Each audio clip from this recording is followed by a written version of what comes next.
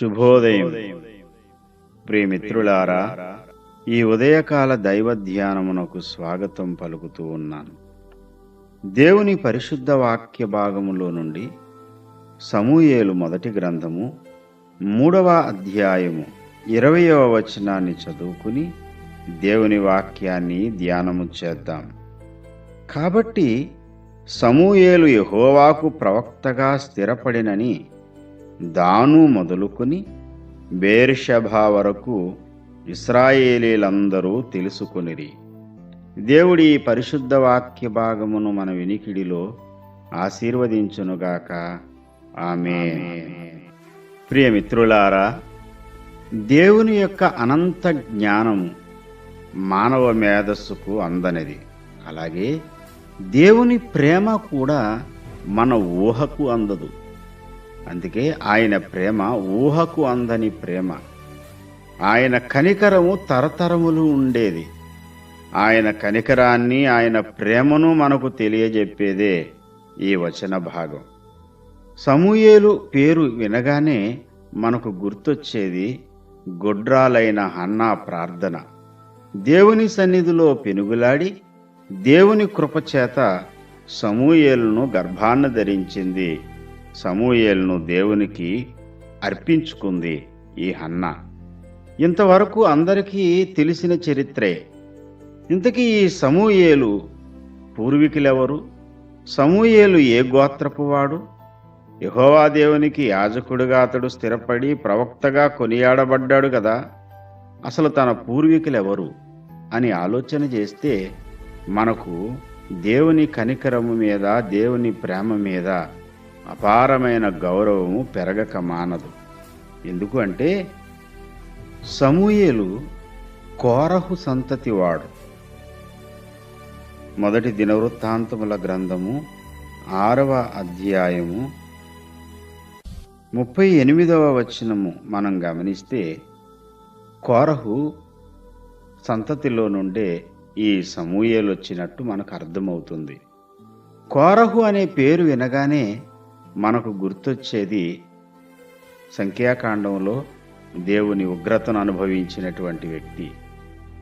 దేవుని మీద, దేవుని పంపిన సేవకుడైన మోషే మీద తిరుగుబాటు చేసి ఈ భూమి మీద ఎవరూ పొందలేనంత భయంకరమైనటువంటి మరణాన్ని అనుభవించాడు ఈ కోరహు. భూమి నోరు తెరిచింది. కోరహు సంబంధీకులందరినీ భూమి నెరవిడిచి మింగివేసింది. ప్రాణాలతోనే వారు పాతాళానికి వెళ్ళిపోయారు. కానీ ఒక విచిత్రమైన సంఘటన జరిగింది. సంఖ్యాకాండం 26వ అధ్యాయం 11వ వచనంలో, అయితే కోరహు కుమారులు చావలేదు. దేవుని ఉగ్రత నుండి కోరహు కుమారులు తప్పించుకోగలిగారు. దేవునికి కోపం వచ్చినప్పుడు ఆ కోపాన్ని తప్పించగలిగే శక్తి ఎవరికుంది? ఎవరు కాపాడగలరు? దేవుడే కాపాడాలి. అందుకనే వారు ప్రత్యక్షపు గుడారములోని బలిపీఠాన్ని ఆశ్రయించారు. నీ బలిపీఠమునొద్దనే పిచ్చుకలకు గూటి స్థలం దొరికెను అని గానం చేసి ప్రభుని కొనియాడారు. ప్రియమిత్రులారా, దేవుని బలిపీఠపు కొమ్ములను ఆశ్రయించి దైవోగ్రతను తప్పించుకున్న కోరహు కుమారుల సంతతిలో నుండి ఈ సమూయేలు ఉద్భవించాడు. తమ తండ్రితో పాటు, తండ్రి దోష శిక్షతో పాటు వారు పాతాళపు ద్వారానికి పరిగెత్తకుండా దేవుని ఆలయపు బలిపీఠపు కొమ్ములను ఆశ్రయించి దేవుని కృపచేత వారు కాపాడబడ్డారు. అక్కడతో ఆగిపోలేదు దేవుని కృప.